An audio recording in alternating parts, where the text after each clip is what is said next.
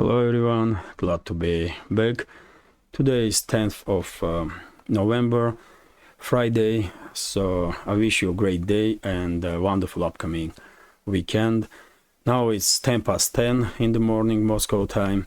I'm Levan Gudadze and this is my first update for the day, in which I will share all the main news that are making headlines in Russian media outlets and Russian language pages on different internet platforms. Second update will be a little bit late on my Patreon page, in which I will share additional news that will be reported by Russian media during the day. And also, dear friends, let me note that only way, as I understand, to fight back immensely unfair and aggressive YouTube's algorithm is likes and comments. And if you can, while watching or listening this update, please click that like button and leave some commentary about any topic you like, and as many comments as you can. It will definitely help. That's been said, let's talk about news now, and I will start with short summary of the situation on Ukrainian battlefield. According to reports from Russian media, Russian Defense Ministry and military channels in Russian segment of internet, there was no significant changes on any of the sectors of the front line during the previous 12 to 24 hours. Ukrainian side is trying to gain initiative in Kherson direction, and more units on daily basis are sent in direction of left bank of Dnieper River, mainly towards these small bridgeheads that Ukrainian side did manage to establish on the left bank in area of Oleshki, right next to destroyed Antonovsky Bridge, and also in area of Krinki, this village in between Karsunka and Kazachi Lager. But as I said quite a few times before, in my understanding, Kherson direction is definitely a trap for Ukrainian armed forces, and more Ukrainian personnel will be sent on the left bank. More difficult it will become for Kyiv regime to support and supply this Ukrainian grouping of forces on the left bank, and it will make only easier for Russian side to deal significant blow to Ukrainian units in this area. And by the way, in reports of Russian Defense Ministry, we clearly see increase in casualty numbers among Ukrainian forces in direction of Kherson region in last days. And for example, yesterday Russian Defense Ministry did report that in Kherson direction Ukrainian forces lost up to 75 military personnel, also 3 motor vehicle, 1 Stabby howitzer, and these numbers will only increase as more and more Ukrainian units will be concentrated in Kherson region in general, on the right bank of Kherson region, and among units that are crossing Dnieper River. Some members of our community disagree with me. They don't think Ukrainian forces are getting into the trap, but let's see. Time will tell fairly soon, I guess, which reading of big picture is more accurate. After all, dear friends, we all did see during the main stage of Ukrainian, this so-called counteroffensive, that without advantage in artillery and without air superiority, even large-scale offensive operations, ground operations, are doomed to fail. And we clearly see it in Zaporozhye and South Donetsk sectors of the front line, main axis of Ukrainian counteroffensive. Despite thousands and thousands of casualties, and according to some reports, during that counteroffensive, main stage of counteroffensive, or since the beginning of counteroffensive, Ukrainian forces lost up to 90,000 military personnel in Zaporozhye and South Donetsk sectors of the front line. And they did not really achieve anything in comparison to their casualties, isn't it? Yes, several villages were leveled to the ground in Vremyevsky salient, in which, by the way, initiative is in Russian hands right now, and it's Russian forces that are conducting local-scale offensive operations. And Ukrainian forces did manage to establish control over the Rabotina, by the way, one small settlement in Orekhov direction, and over some fields in between Rabotina and Verbovo. And that's all what they managed to do, despite such immense casualties. And what Kyiv regime is hoping to achieve in Kherson region by sending more and more troops to conduct these suicidal operations on the left bank, they are doomed to fail. It's just too obvious, dear friends. It's, to me personally, although I'm not military expert, but to me it's just too obvious. But anyway, Kherson region is only direction when Ukrainian forces actively trying at this point to gain some initiative, to gain some foothold on the left bank of the Dnieper River. On every other sector of the front line, initiative is in Russian hands, and it's Russian forces that are conducting local-scale offensive operations. Main hotspots traditionally are in Zaporozhye region, Orekhov bridgehead, in Donetsk sector, Vremovsky salient, and areas in between Vremovsky salient and Uglidar mainly. On the southern flank of Donetsk region, Marinka, Krasnogorovka, and Avdiivka. In all these directions, Russian forces are on daily basis improving their positions, and even this pro-Ukrainian map is forced basically to acknowledge that it's Russian forces, these red dots, just look at this by the way, that it's Russian forces that are conducting local-scale offensive operations and have initiative. And when it comes to northern sectors, no changes, also artillery duels, mainly like reckoning force operations and local-scale skirmishes. As I said quite a few times before, in the northern sectors from Seversk to Kupiansk, Russian side did, with small-scale offensive operations, Russian side did manage to achieve maximum that was possible. Now, a large-scale offensive is needed, because after all, Russian forces are just in a few kilometers from Kupiansk. And to conduct operation in direction of this this town, which is not a giant town, but still it's a city, to conduct operation in direction of the city, you need to begin large-scale offensive operations on the flanks of this city, inside the city itself, and so on. And same goes for every other settlement in this area, including Seversk, by the way, this city. And, well, my understanding is that this winter, by the way, we will definitely see this large-scale offensive operation. According to Russian Defense Ministry's report yesterday afternoon, during the previous 24 hours, Ukrainian forces overall on all sectors of the front line lost up to 800 military personnel. And also, what is interesting, one MiG-29 fighter jet in Keptovo area, which is Donetsk People's Republic. A day before yesterday, we had a report from Russian Defense Ministry that 5 Ukrainian planes were shot down. So yesterday was reported about 1 more plane.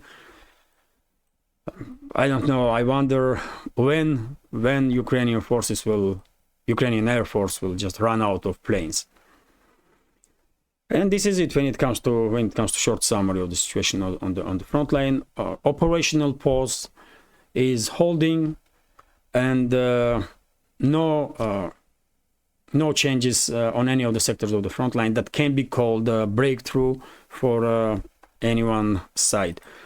Let's continue now with some other news. And TASS news agency is reporting that based on statements from Russian Defense Ministry, that early hours of this morning, Russian air defense systems shut down 2 Ukrainian drones over the Crimean Peninsula, and also 1 drone in the Tula region of Russian Federation. And if you take a look on the Tula region, by the way, Tula region is here, this area, and Moscow is right next to it. So maybe this Ukrainian drone was launched in direction of Moscow, but Russian air defense systems did manage to track and destroy that drone. And probably many of you did notice for the last quite a few weeks and even months that there were no more strikes on Moscow, drone strikes on Moscow from a Kyiv regime. And maybe that's a result of increased deployments of Russian air defense systems in bordering regions with Moscow. That's a possibility.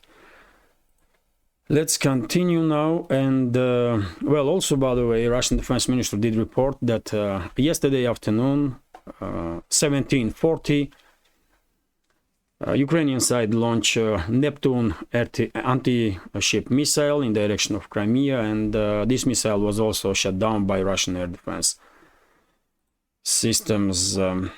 And the report from RT about visit that President of Russia Federation Putin conducted in Rostov-on-Don on his way back from Kazakhstan, where he was with official visit yesterday. And well, according to this report, President Vladimir Putin has held a closed-door meeting with high-ranking commanders during an unannounced visit to the headquarters of Russian Southern Military District, which oversees the military operations in Ukraine. Putin made a stopover in Rostov-on-Don on his way back from the state visit to Kazakhstan. Kremlin Press Secretary Dmitry Peskov told reporters early on Friday morning, "I did share video of Putin's visit to Rostov on my Telegram page." This is it, by the way. You can check that video on my Telegram if you're interested. So, accompanied by Russian Defense Minister Sergei Shoigu and the head of the General Staff Valery Gerasimov, Putin inspected new models of military equipment, Peskov said, without offering details. And of course, Putin was briefed about current situation in zone of special military operation. If you remember, about a month ago, Putin did also visited Rostov-on-Don, this headquarters, while he was coming back to Russia from a visit from China, during his visit in China. And after that visit, there was some rumors began circulating in internet that Putin visited headquarters of Southern Military District or Special Military Operation because he was not happy with the leadership of Defense Ministry and with operation around Avdiivka. But I comment on it, and I was quite skeptical that Putin was planning to make any changes in leadership of the Defense Ministry. And I guess after this visit, rumors will also begin circulating that Putin may make some changes in Defense Ministry. Well, I don't know, of course.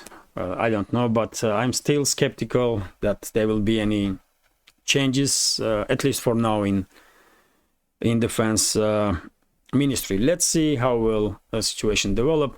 When it comes to operation of Avdiivka, many military experts initially did begin commenting on this topic as a kind of failure on part of Russia, because the Russian forces did not encircle entirely Avdiivka, this settlement on southern flank of Donetsk sector, by the way, and the city itself was not become under full Russian control. But my take initially, even before this Avdiivka offensive, my take on this city was that it has every potential to become second Bakhmut, and Russian side will probably use this settlement to create a second, more or less, big trap for Ukrainian forces. And exactly that happened. And that's why I was not surprised that Russian forces established operational encirclement over their Avdiivka and did not continue their offensive operations, because there was no need to do so. Avdiivka is useful as a trap at this point, because according to many reports, Ukrainian side is forced to keep in this area about 30,000 its military personnel, by the way, in Avdiivka and around territories close to Avdiivka that's still controlled by Kyiv regime. At least 30,000 Ukrainian personnel is forced to stay in this area now, constantly. And the Russian side has a quite unique opportunity to easily find the concentration of Ukrainian forces because of this increase number of Ukrainian units in this area and target these points of concentration. And that's why I did not see Avdiivka operation as a failure. Unfortunately, there were some casualties during first stage of offensive on Avdiivka. But unfortunately, that's a real conflict with high intensity. In this type of conflict, it's just simply impossible to conduct any more or less large-scale offensive operation without casualties. It's just impossible, by the way. I just said a few minutes ago that during the first stage of Ukrainian counteroffensive in direction of this land bridge between Crimea and mainland Russia, in Zaporozhye and South Donetsk sectors of the front line, Ukrainian forces lost up to 90,000 of its military personnel and thousands and thousands of pieces of different type of military equipment. And in Avdiivka operation, Russian side, unfortunately with significant casualties, but did manage to establish operational control over the city. So I did not see this operation as a failure, absolutely. And I believe Avdiivka will play a role of trap until a large-scale Russian offensive operation will begin in the winter. Because let's remember Bakhmut operation, by the way. Bakhmut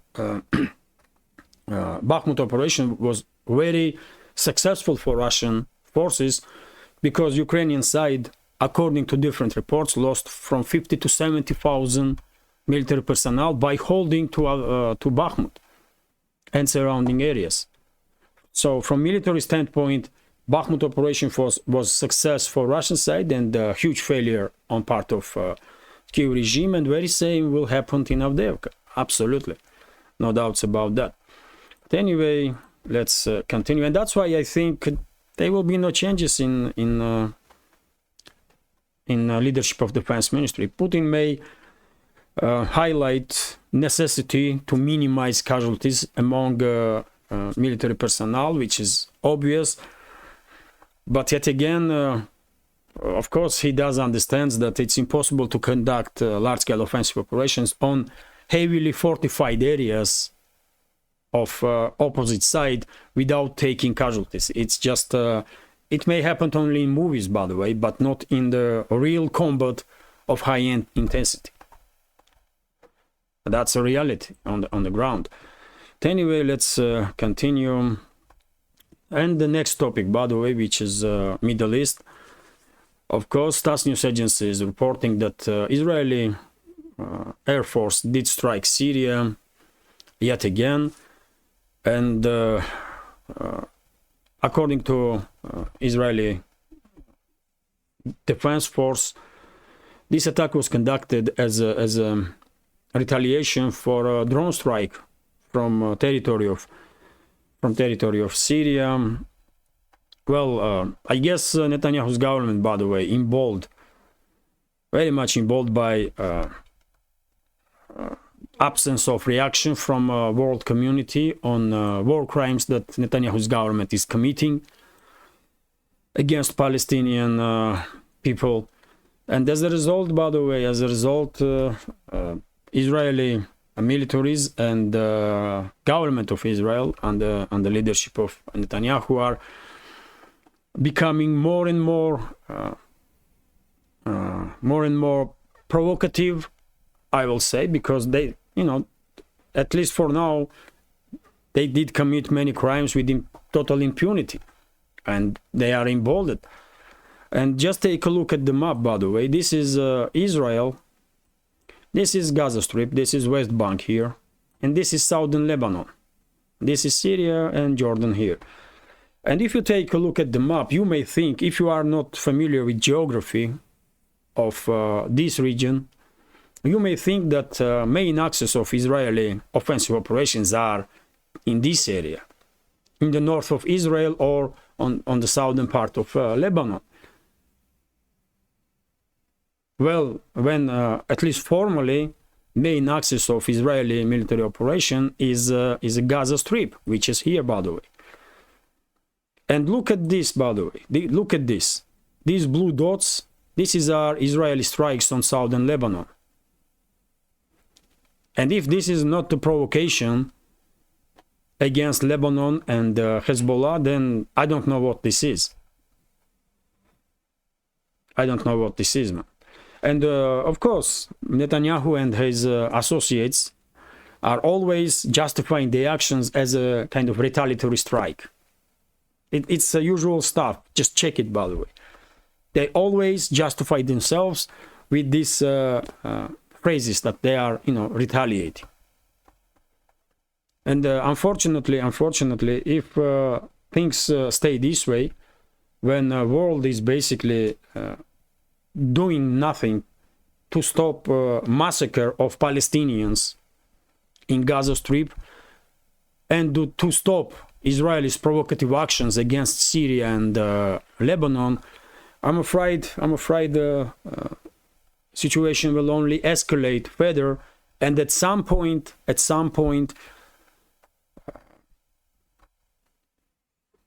this conflict may engulf third parties and eventually entire region. But it is what it is, man. Let's continue now. And RT is reporting that president of US and on previous topic, by the way, I said many times before that in my understanding, Washington and London, or a ruling class of the Western world, definitely will try to use this escalation between Israel and Palestine to provoke regional conflict, including with against Iran, to shut down shipping on the Persian Gulf and cut off China from energy sources of the Middle East. I'm absolutely sure Western ruling elite will definitely try to do so, to provoke large-scale military operation, regional conflict, to cut off China from Middle Eastern energy sources. And current actions of Israel are definitely not giving us any reason to be more optimistic that this conflict will de-escalate soon. It's exactly the opposite. Conflict, unfortunately, only escalates.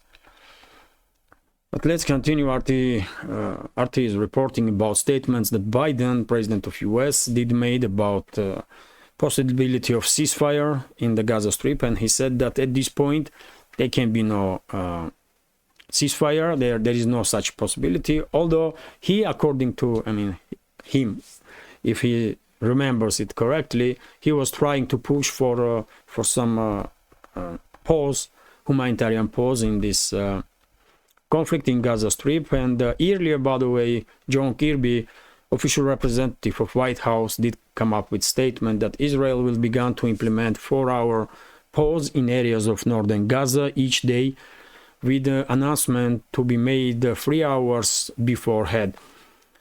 But yet again, this is statement from US. Will Netanyahu's government act this way and at least for several hours stop its hostilities against Palestinians? It's yet to be seen. RIA Novosti is also reporting, by the way, that today through Rafah border crossing between Gaza Strip and Egypt, 600, if I'm not mistaken, civilians, foreigners will be evacuated. Among them, or 594 to be more precise, 594 foreigners will be evacuated. Among them, 85 citizens of Russian Federation. And also, by the way, when it comes to Russian citizens, Russian Foreign Ministry did reported that at this point, according to data that Russian side has, about 300 Russian kids, underage kids, are in the Gaza. 300 citizens of Russia, and I'm afraid fate of many of them are unknown. But yet again, Russian side is trying to evacuate citizens of Russia and offering support, help in evacuation to citizens of other countries that will ask about assistance. But it's very difficult because Israel, Netanyahu's government, is very reluctant when it comes to border crossing of Rafah. If you remember, not far ago, Israeli tank even opened fire in direction of that checkpoint, and several Egyptian military personnel was wounded, and Israeli side said that it was a kind of mistake. How are you going to fire from a tank, by the way, by mistake, and why you had a shell in the barrel of the tank at all? But well, it is what it is. RIA Novosti is also reporting that, well, US, by the way, did recognize or admit that they are lacking behind when it comes to hypersonic weapons. And this is true. They may admit or not, but and this was reported by Defense News. Washington may admit or not, but entire world knows that at this point, at least for this moment, Russia and China are leading when it comes to hypersonic weapons. And both countries, Russia and China, has in its inventory already hypersonic weapons, and many new types of hypersonic systems have been in a testing stage, when in US there is no hypersonic weapons on the army's inventory. And although tests are conducted on several type of weapons, last time I hear about this topic, about these tests in the US, it was failure. So this weapon system did not perform well during the testing. Let's continue. And RT is reporting that NATO state accuses EU of double standards, and of course we are talking about Turkey in this case, although we can same say about Hungary. But let's read several sentences here. So Turkey has condemned the European Commission's annual enlargement report as unfair and biased after the bloc accused Ankara of backsliding on democratic standards, while simultaneously recommending launching membership talks with Ukraine. And in this particular case, by the way, how you can, or anybody can, disagree with Turkey? Ukraine is definitely not even close to be called democratic. After all, at least 11 parties, opposition parties, have been blocked, banned in Ukraine. There is no free press in Ukraine, absolutely, by the way. All media in Ukraine is state-controlled. And opposition leaders are forced to run from Ukraine. And this country have been invited for talks with EU and called democratic by EU bureaucracy, when Turkey, which may not be ideal democracy, but Turkey is democracy, by the way, in comparison to, at least in comparison to Ukraine. And Turkey, despite its attempts for decades now to join EU, have been ignored completely. And well, as I said, man, in this particular case, Turkey definitely has a point, definitely. And also Hungary, I mentioned Hungary, and by the way, Hungary is also not happy that Euro Commission did recommend began talks with Ukraine about joining NATO, and Let me read also several sentences from this reporting. Conditions are simply not right for the European Union to consider membership for Ukraine, Hungarian Foreign Minister Peter Szijjártó said on Wednesday, by the way. This is Wednesday's statement. His words came in response to European Commission's President Ursula von der Leyen's enlargement proposal earlier that day in Lisbon. So, by admitting Ukraine into EU, the EU would also get a war, which obviously no one wants to happen, Szijjártó said. According to Hungarian media, enlargement should serve to spread peace, not to bring war into EU. Well, Hungary is not happy with Ukraine for many reasons, by the way. For many reasons, and also Hungary is not happy with Brussels, and they definitely have a point. I don't believe Ukraine will ever join EU or NATO, for that matter. It's totally impossible. Although I'm quite sure western regions of Ukraine, at one day, after this conflict will end, by the way, at one day will become under control of EU member states and NATO member states, namely Poland, Hungary, Romania, and maybe Slovakia, some parts of western Ukraine. And these western regions eventually, after some time, will be integrated in these countries and will become a part of EU and the NATO. But the rest of the Ukraine will definitely stay out of EU or NATO, and the rest of the Ukraine will be under Russian control after this conflict will end. That's how it's gonna go.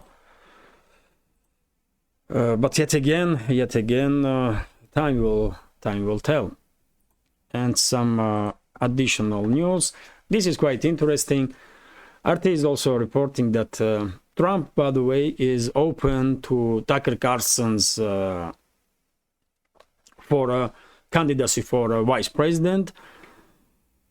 He said himself that in many topics they have similar positions, and well, I don't know if Tucker Carlson has some political ambitions, at least for now.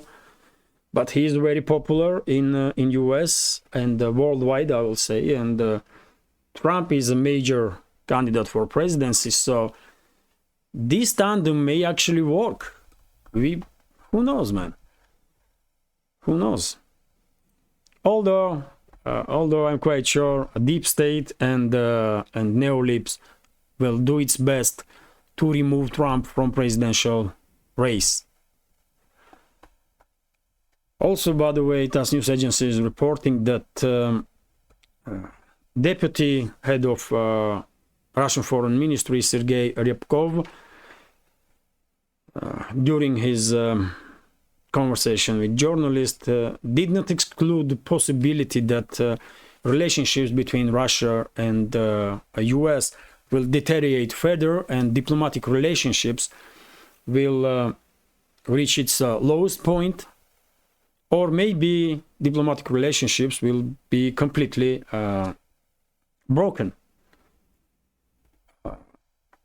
And same time, he said that Russia will definitely not initiate to cut diplomatic ties with US, but current policies of White House definitely not leaves opportunity to rule out completely possibility that at some point two countries may end up in a situation when diplomatic relationships will not just deteriorate until lowest point, but also will be completely break down or broken, which is definitely unfortunate perspective if we take in account that we are talking about two major nuclear powers in this world. But hopefully US citizens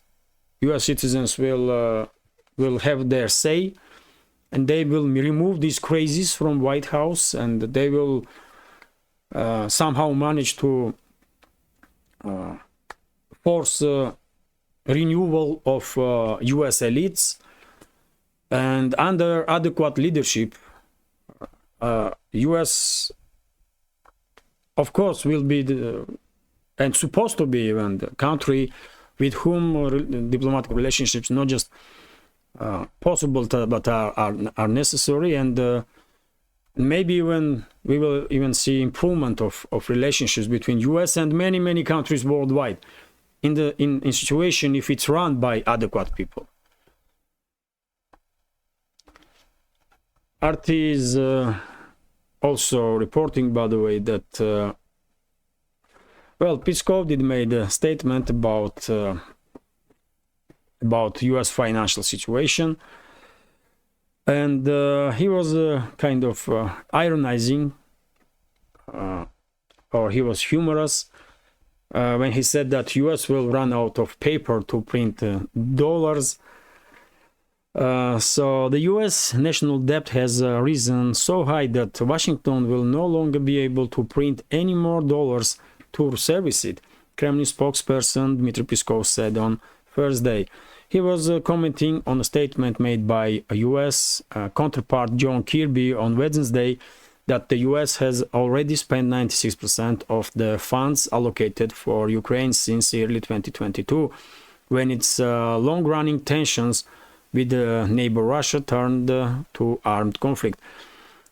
And dear friends, Peskov also said that, well, this is a quote, by the way, I read recently that United States spends about 200 million in an hour on servicing its debt. They will run out of paper soon. Well, I don't know about 200 million in an hour, but currently US outstanding public debt amounts to roughly 33.6 trillion after it exceeded its 31.4 trillion debt ceiling in January. And according to Congressional Budget Office data released earlier this year, interest payments on their national debt amounted to 475 billion in fiscal year 2022. Just imagine, by the way, just for interests, United States are paying 475 billion, and that was 2022. In 2023, this number will be significantly high, of course. That translates to about 1.3 billion per day and approximately 54.2 million per hour. That's quite stuff, isn't it? And also, by the way, when it comes to US debt, the US national debt could surge by 20 trillion over the next decade, a Bank of America said in a note on Thursday, citing data from Congressional Budget Office. According to forecast, the current outstanding public debt amounts to 33.6 trillion. I just mentioned this. But at the this pace, it's growing. But at the pace it is growing, and due to fiscal access in 2020s, it's likely to grow by 5.2 billion daily for next 10 years, which would put it at around 54 trillion by 2033. Wow, that's quite something, isn't it? In 10 years' time, US debt may reach 54 trillion, by the way. Unbelievable. It will increase 5.2 billion each day. I don't know, I mean, at some point, US will definitely find it extremely difficult to pay its interests. It's just inevitable how long they can borrow money internally or on outside markets or from outside investors. I mean. Anyway, let's continue. TASS news agency is reporting that according to Bloomberg's article, European bureaucrats, EU bureaucrats, did manage to convince United Arab Emirates to ban exports in Russia of some goods that have a military or double use capabilities. But yet again, this is reported by Bloomberg based on statements of some EU officials. I don't think United Arab Emirates will destroy its relationships with Russia. It's not in interests of UAE for sure. After all, from 1st January, by the way, Saudi Arabia and United Arab Emirates are joining BRICS Plus. So maybe some promises was made on some level between during the conversation of UAE's and EU's leadership, but I'm quite sure UAE will continue maintain good working relationships with Russia, because it's in best interests of not just UAE but entire region, and for Russia also, of course. RT is reporting that US aiming to kill major Arctic energy project of Russia. So White House is planning to kill Russia's Arctic LNG 2 energy project, according to US Assistant Secretary of the State for Energy Resources, Geoffrey Pitt. The project in the northern Gidan Peninsula is operated by independent Russian LNG producer Novatek. It will feature 3 LNG trains which with the total annual production capabilities of 19.8 million tons. The first train was launched in July, while the remaining 2 are scheduled for 2024 and 2025. Speaking on Wednesday at the Senate Foreign Relations Committee hearing on US national security interests in Ukraine, Pitt stated last week, for instance, we leveled the new sanctions against the Arctic LNG 2, which is Novatek's flagship project. Our objective is to kill that project, he stressed, claiming that the project has been set up with an aim of Russian turning into a world's largest LNG exporter. Well, I'm quite sure US attempts to kill this energy project will fail, because there are many other states, also powerful states in this world, that have a big interest in this project, including China, by the way, including China, India, a global south in general.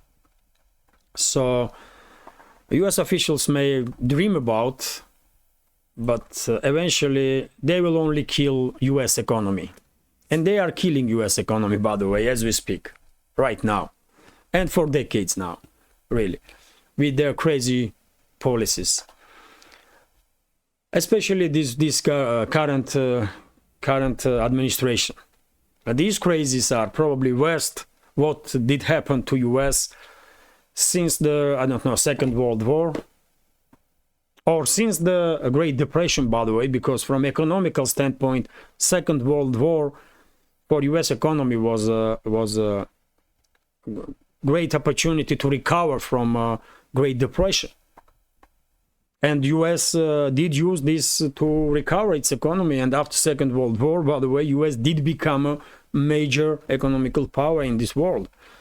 That's statistics. There's no way around it. But let's continue. And RT is also reporting that Russia's oil and gas revenues hit 18 months high. Russia's proceeds from oil and gas sales surged to the highest level in 1.5 years in October. Российская газета reported on Wednesday. The country's revenues from energy exports reached 1.63 trillion rubles, which is approximately 17.7 billion last month, despite the forecast of vast deficit. The outlet said, only once have Russia's energy revenues been higher, in April 2022, when profits reached 1.8 trillion rubles, the article stated. So, Well, despite all the sanctions from the Western ruling class, despite these price caps or price ceilings and many other attempts to kill Russian economy, including energy sector, as we can see, statistics are quite optimistic and are highlighting that at least for now, if any side is losing in this sanctions wars, it's definitely no Russia. Everybody is losing, entire world is losing because of the sanctions war that was initiated by Western ruling elites, but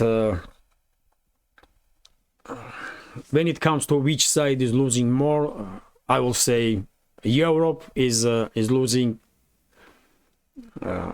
way more and way hard than Russia, and even US does loses significantly more. RT is reporting, by the way, that and I'm gonna finish this. I'm gonna end this update with this funny story, by the way. So Chinese Southern Airline has pledged to honor tickets sold for as little as $1.30, by the way, during 2-hour error on its mobile phone app and other ticket booking platforms on Wednesdays. So something happened on that app, and tickets were sold for as low as $1.30, 37 cents, and well, this airliner pledged to honor its obligation because tickets were sold and customers were not guilty of anything. You know, they saw a ticket and they buy it. And well, quite funny story, funny story. And I will end this update here. It's good that this airliner did not run away from its obligations and did not say that, you know what, it was error and you should pay more. No, they act as a, it's a great advertising move after all. Free advertisement all around the world. So great move, a funny story, and a great opportunity for customers of this company that managed to buy tickets for so low price. And well, today's update is little shorter than yesterday's one, which is great.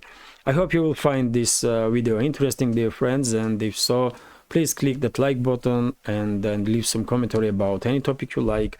As many comments as you can. It will definitely help to fight back YouTube's algorithm. And dear friends, please leave some comments on Rumble also. I guess algorithms are working same way. Rumble's algorithms probably are much more fair in comparison to YouTube. And if I will have more comments on Rumble, then I guess we will be able to reach wider audience on Rumble platform also. And for very same reason, dear friends, please, if you can, share links to my videos or my channel with your friends on any of the platforms that you are active on, Facebook, Telegram, Twitter, or any other. And if you think this channel with several, this project with several channels on YouTube, Rumble, and the Telegram is interesting, informative, has some potential, and deserves to exist in this field of news and political commentary, please consider to support my work with small donations through PayPal, Buy Me a Coffee, or by subscribing to my Patreon page. You can see links under this video in the description box or in the pinned comment. This is it for now. Once again, have a great day and a wonderful upcoming weekend. Take care and see you soon.